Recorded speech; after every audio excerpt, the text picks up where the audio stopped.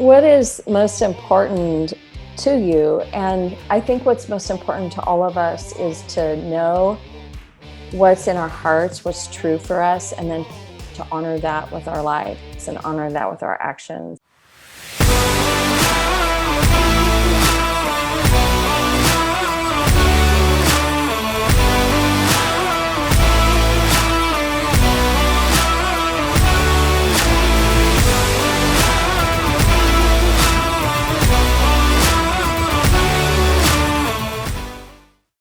Hi, everyone. Welcome to another episode of Women Worldwide.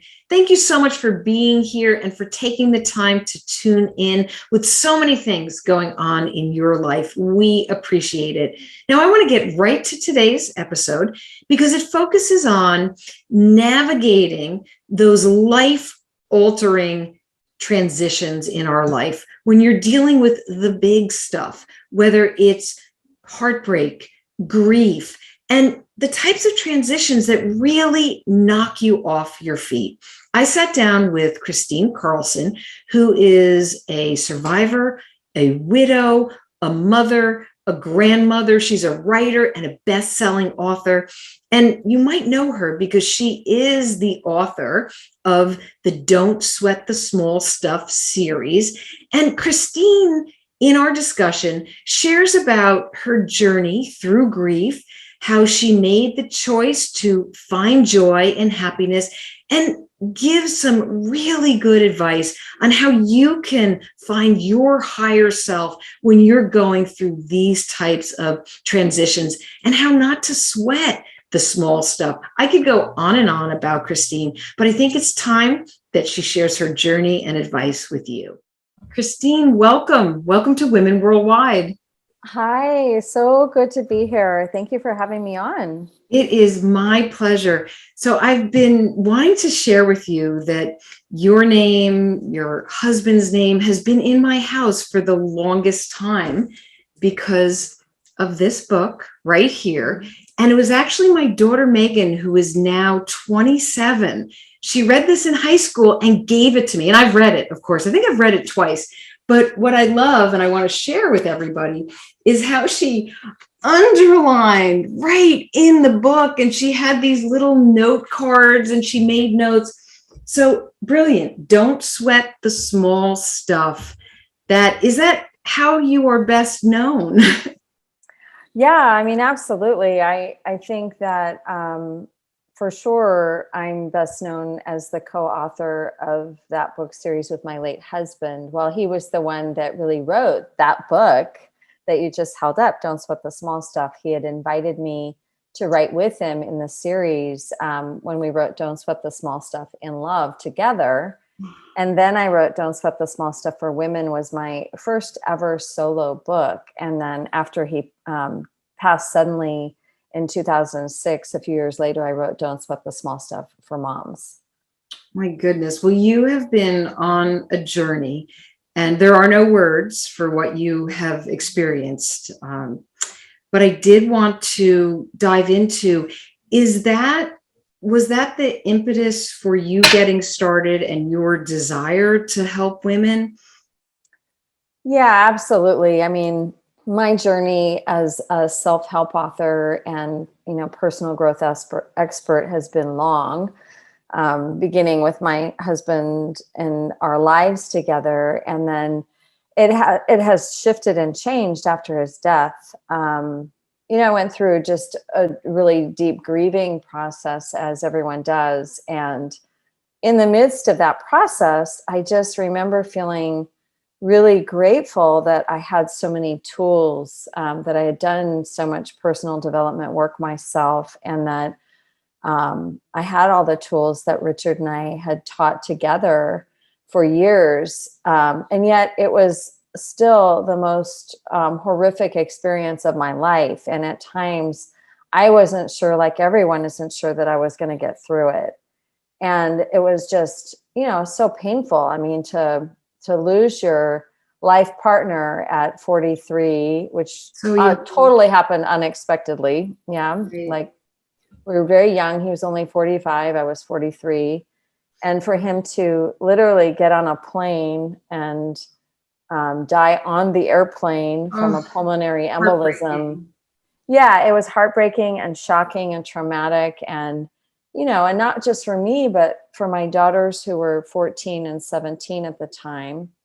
And that trauma today still impacts them. It impacts me too, but in a different way. I think that as an adult, I had a lot of resilience that I didn't even know I had. And as teenagers, they're pretty resilient themselves, like just naturally, but it was much harder because they were so much younger. They didn't have the life experience that I had and the deep spiritual base that I had. And they've grown into beautiful women today, but it's been a tough journey. I won't lie. It hasn't been easy. To say the least. And there is no set path for grieving. No, There no. isn't. And there's a lot of well-meaning people who share their thoughts and want to help, but it's just something, like I said before, I'm so sorry. There are no words. There's nothing that I could say or anyone can say to make you feel better.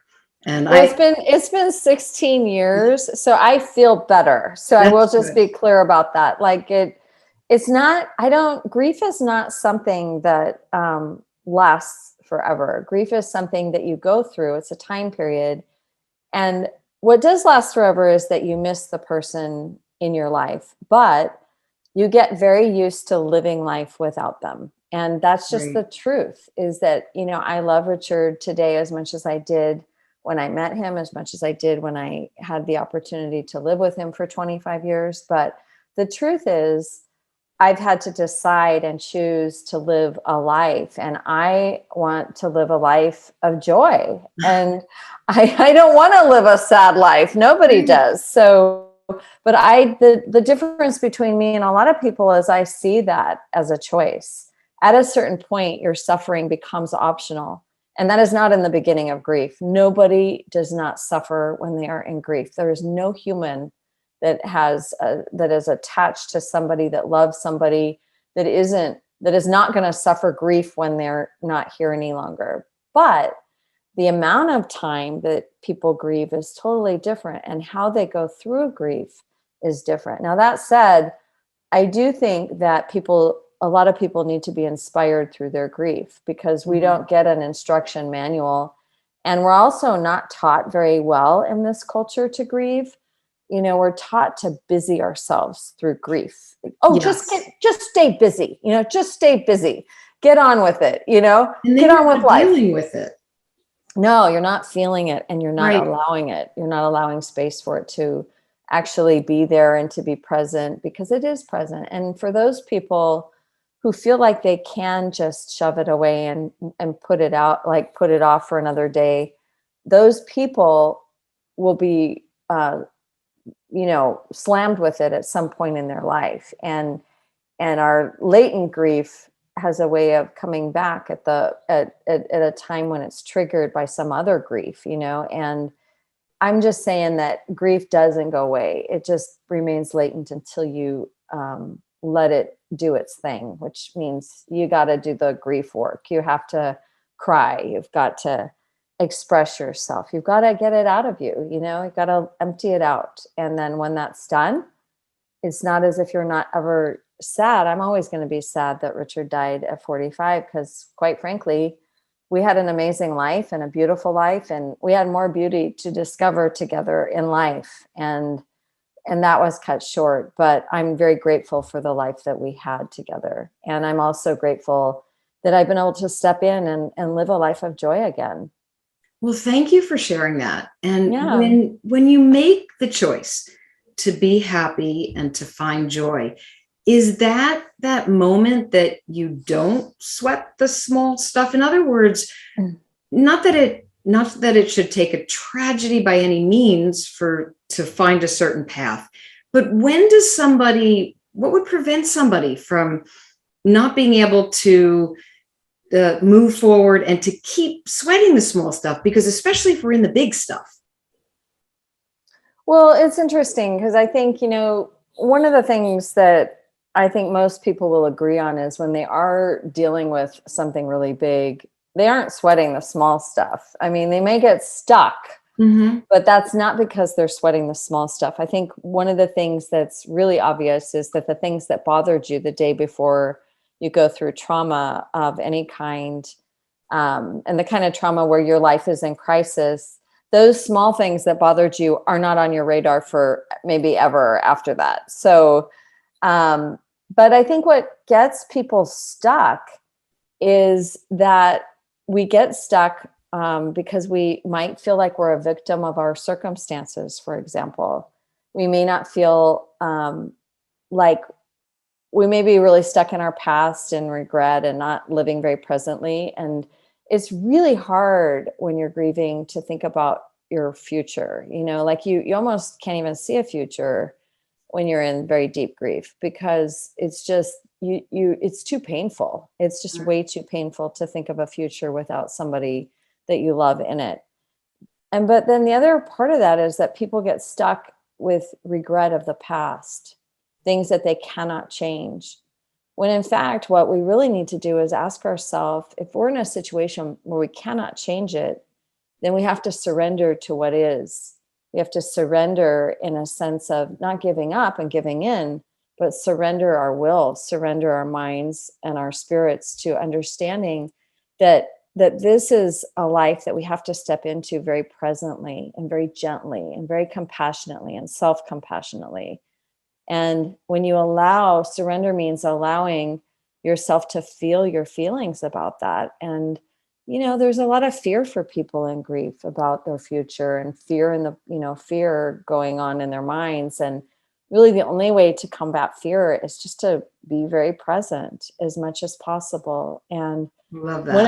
One of the great gifts of trauma, if you will, is that it kind of forces us to be immediately mindful. And mindfulness is in the present moment, and it kind of forces you to do that. And it's quite a practice. If you live a year in grief, you kind of get the practice of living a year in present moment living, which is one of the don't sweat the small stuff tenets. Is present moment living, is live this moment, because this is the most precious moment you have. And you might not have another moment. We're only in the moment. That's right. think, are there some things that you can recommend to all those listeners out there, women worldwide viewers?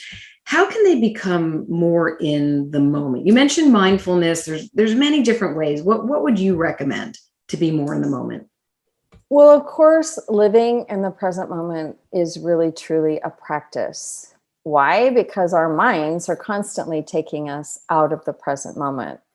And let's face it, our technology that we use today doesn't help us with that practice, because when you're looking at your phone, while you might be thinking you're being very present, you're not being very present. Mm-hmm. Being present means that you're engaged in literally like what you're doing in this moment. You're not looking at any other moment or any other thing, or listening to any other thing, or looking at any other thing. When somebody's talking, you're really with them. Or when the breeze is blowing on your face, you feel that breeze. Or when you're outside, you see and feel everything around you. It becomes part of your internal world. Living in the present moment is a slower experience. It's much, much slower. I think that one of the things that we can all relate to, and maybe you can too, and maybe your listeners can too, is, have you ever been in a situation of danger, for example, where everything slowed down to slow motion? If you have, and you're saying, yeah, I can think of a time when I was almost in an accident, or I twisted my ankle and I watched my ankle twist, or I broke my arm, and it was, you can have that sense of everything slowed down. And the reason why it slowed down, because you got really present in that moment. You got really engaged, so engaged that you could feel time slow down. Well, that's a very big experience of the present moment, but it's a beautiful experience, because it shows you how deeply that engagement can be. One of the times when people are most engaged is while they're having sex. Right, of course. I would hope so. They're not like hopefully looking at their phone. They're not like just, they're not looking around, they're really into the act of what they're doing, the action, and if we could bring that kind of engagement to every conversation we have. Imagine. I know, right? Not like we're all going to have sex with each other, but it's just that we're engaged, we're deeply listening, we're deeply present, we're deeply there and here where we are now, and so when you think about how you can do that, of course, you've heard many times, I'm sure, that meditation and yoga and all of those things are, if you do them correctly and gently and compassionately with yourself and practice them on an ongoing basis. I mean, practice almost every day. Every day. Not every day. You will start to discover this deep inner world that you experience, this deep inner world that's just you and engaged in your immersion into that breath, your immersion into the quiet, into the sometimes the busy thoughts. That's okay too, because sometimes our minds are very busy, but when we slow down, at least we notice that they're busy. Your mind is really busy all the time, but when you slow down, you can really sense and notice, wow, my mind is really a monkey right now, really all over the place. And then you can start to breathe into that, quiet that down, ask yourself to quiet down, when you sit down and say, hey, can you just quiet down for just a few minutes and just, let's just experience peace, me and me. Me and God, me and me, me and me and me and God, whatever it is, but just allow yourself that luxury, that time to tune inward. That is how you start to really deeply engage in the present moment. And also, it's not like a decision that you make when you wake up in the morning. It's a decision and a choice you make all day long.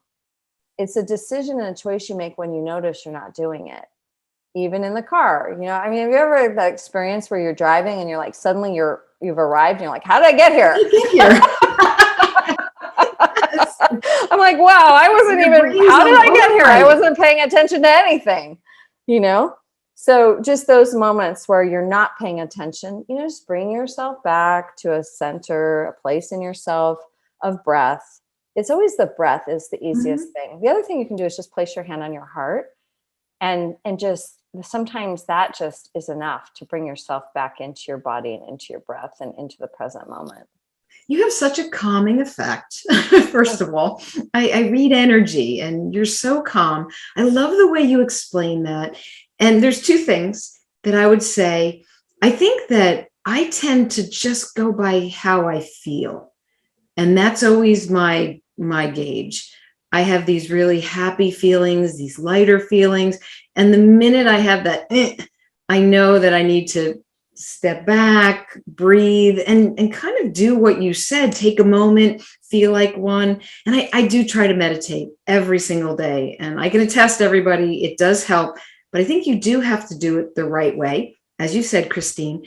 And also the other thing is you have to be alone. It's really important because, Kristine, what you said about, just get busy, get over it, get busy, go back to your day. No, be alone and take stock in how you feel. Yeah. And I just want to say too, yes, a lot of time spent on your own, but I don't like the idea of people isolating in grief. Good point.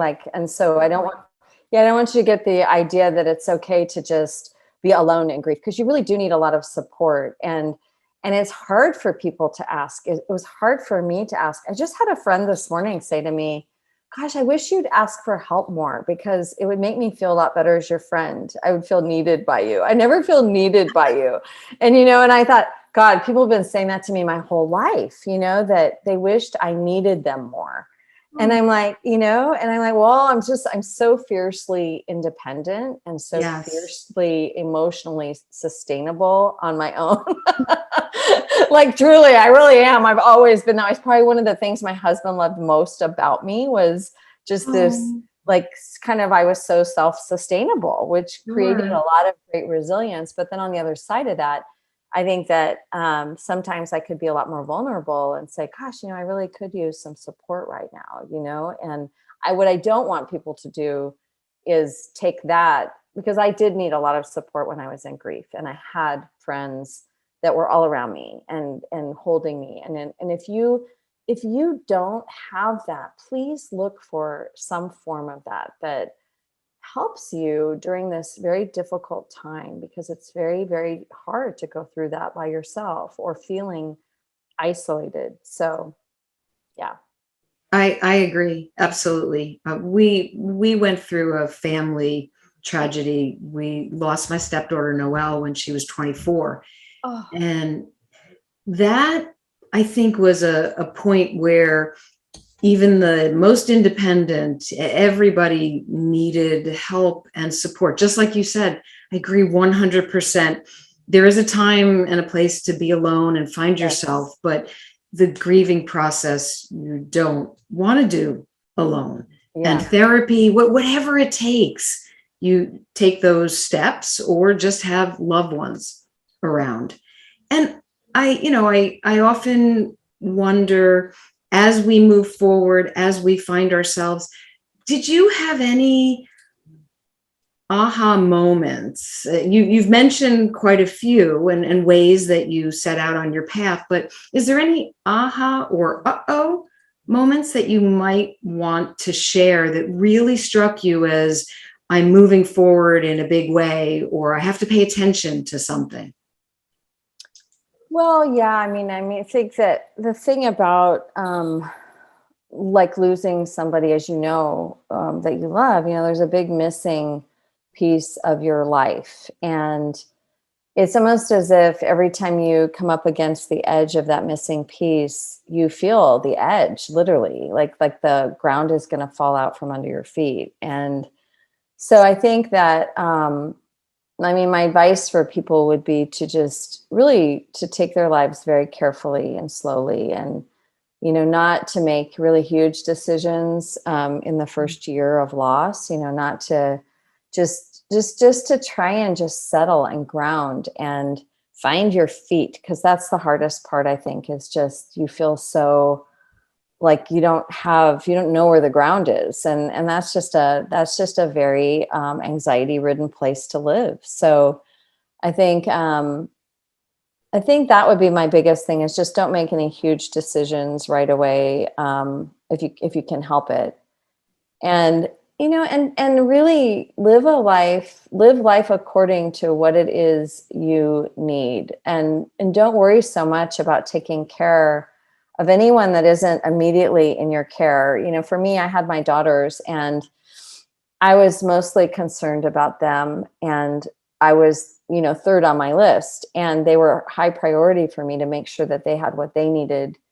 And then I was the third priority, so everyone else was way down on my list. And I just made that real decision that if you added to my experience and helped me, then I would spend time with you. And if you didn't, that for that time period, I did not have the strength nor the wherewithal or the bandwidth to be with certain people during that time. And I returned to them, when I healed and when I got my strength back.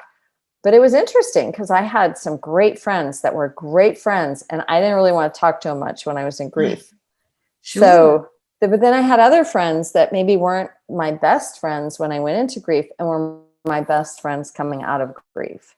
So, and just be ready, for anything. Like your life has changed, when you go through a huge, any kind of crisis. It doesn't even have to be the loss of somebody. It could be the loss of your job, or it could be the loss of your health, like learning, you're walking along one day and you think you're healthy, and then you go in and you get your mammogram, and you get your mammogram back, and the next day they tell you, you've got breast cancer or something. That happens a lot to people. They Mhm. don't know that they're unhealthy, and then suddenly they have to deal with the whole identity crisis of that. And we don't often think of that causes an identity crisis, but for many people it does. And when you're in that space, you need to think in terms of what kind of, how are you going to be supported? How are you going to heal? What do you need to heal? Because we are like wounded animals in that place, and we have to heal, and we have our inner work to do. And it's substantial. And I think that's why I love working with women so much that have gone through a huge change and transition, because they're ready. They know they're stuck. They know they want to step into their lives. They know there's something more, but they're not sure how to do it, or how they step forward. And I love that part of being that guide for people on how to step back into their lives. Oh, I think that's wonderful that you're doing Yeah. that, because there's so many women who are just at that point, and they need the help to find the path and the vibrance of their life. And that's great. I Thank just, you. I haven't read your book, the one for women, but I'm going to pick up a copy of that. So I'm excited to do that. And I hope that everybody picks up. It's Don't Sweat the Small Stuff for Women. What's your latest book, Kristine? So everybody can hear. Yeah, so I republished a book called Heartbroken Open. It's a memoir, and it's coming alive again after profound loss. And that became a biopic Lifetime movie. Oh, I don't know I if you didn't knew know that. that. Yeah, it's called Don't Sweat the Small Stuff, the Kristine Carlson story. So Congratulations. That's thank you. amazing Thank work. you. Yeah, and it's out. You can, search it. It's on different platforms now, and you can find it on Lifetime forever. Um and then my latest book after that is From Heartbreak to Wholeness: The Hero's Journey to Joy. Um yeah, and those are, really special books for me, because I wrote them so fully from my own heart. And yeah, and I feel like they're kind of my life's work in those books. Well, I hope everybody picks up copies. I'm Thank going. you. You've been quite busy. Oh, I know. Boy, I have. I mean, I did take a lot of time. I didn't do much the first 2 years of grief, but I was definitely one of those people that, for me, Richard said something to me 3 months before he died, and it just really stuck with me. There's a couple things he said before he died. He said that he just kind of looked at me and said, "Chris, you know what so inspires me?" And I said, "What?" He goes, "Well, I love that there's people in this world that take their greatest tragedy and allow it to move them forward in life, so that their life has greater meaning than it might have otherwise had." Hmm. And I thought Getting about that so chills. much. Yeah, I know. I thought about that so much. I was just like feeling like he was really intuiting something about to change in our world. And he was, giving me that instruction, and I took it that way. And then he often said, the circumstances of life don't make or break you, but they reveal you. And that really came back to me as an instruction as well. And I took those things, those deep things that he said in many of our conversations, to heart, and really wanted to live a life that was also in honor of the life that we had, and in honor of him, and in honor of the great work that he brought to the world. And I knew that if I crumbled and I fell down and I didn't get up, that wouldn't honor him. And I also felt him really pushing me to live. Like I knew that this came as a surprise to him, and I knew in my heart that he wanted to be with us. He couldn't be, Sure. but he wanted to be. And I could feel him around me all the time, and I still do. And I was just going I to ask you that, if you feel yeah, like yeah, I that. feel him around me all the time. It's beautiful. And I talk to him, I talk to him, and sometimes I'm mad at him, like, why'd you leave? And but most of the time I'm just talking very lovingly to him, and feeling just tremendous gratitude for having had such a great love. Gratitude. Oh, I'm so glad you said that. Well, Yeah. Kristine, you have shared so much maybe just one piece of parting advice to wrap it all up for the Women Worldwide audience. Yeah, so I would just say, what is most important to you? And I think what's most important to all of us is to know what's in our hearts, what's true for us, and then to honor that with our lives and honor that with our actions. And I hope that listening to this today, my hope is that if anyone in your audience is grieving or has grieved a great loss, I hope that this inspires you to live and to just step into your life in baby steps. You don't have to do big things or step in big. Just step forward. That's the most important thing is to accept what's happened in a way that will help you live, a great life still. Well, that's excellent advice. Thank you so much. And just let everybody else know where they can find you, where you are, whether it's social media or your website. Yeah, thank you. You can find me on most of the social media platforms, Kristine Carlson, Kristine, Carlson with a C, and then at KristineCarlson.com or don'tsweat.com. Awesome. Thank you so much for sharing your journey and all of the advice. It's been wonderful chatting with you. Thank you so much. Oh, it's such a pleasure. And to all of you, thank you for tuning in to Women Worldwide. As I always say, keep the conversations going and the feedback coming. And if you want to reach out to me, I'm on Twitter. I'm at Dee Breckenridge. And you can connect with me on LinkedIn. Thanks, everybody. And until the next episode, stay energized and focused.